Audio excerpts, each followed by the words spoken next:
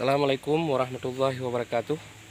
Selamat datang kembali di channel saya Zamhur Al-Asy. Hari ini saya berada di Buluh Blangara, Kecamatan Kota Makmur, Kabupaten Aceh Utara. Kita sedang menyaksikan panen madu serena. Kita lihat saja seperti apa proses panennya.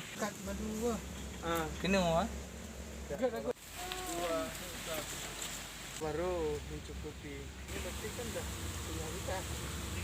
Pasalnya madu dari lebah jenis serena.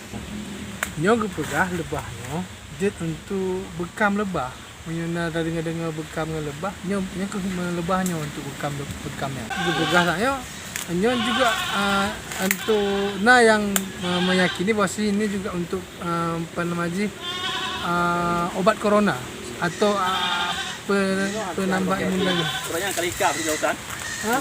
Ya. Kamu kali kau di lautan. Insyaallah. Takalan satunya ketuk kibang kepakaian ni luar biasa. APD. Nyo lokasi di Desa Muliang Manyang. Muliang Manyang, Kecamatan Kota Makmur, Kabupaten Aceh Utara. Kota Makmur mungkin hantam mendengar ataupun jarang terdengar, tapi dikenal dengan Buluh Blangara.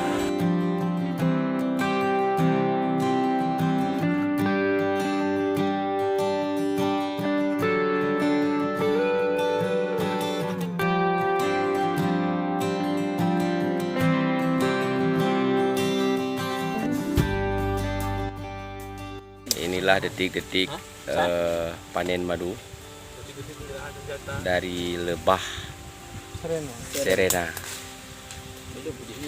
di Yang paduk natre yang hutan dari nyan tu panen ji paduk natre. Kota Makmur, Buluh Blangara.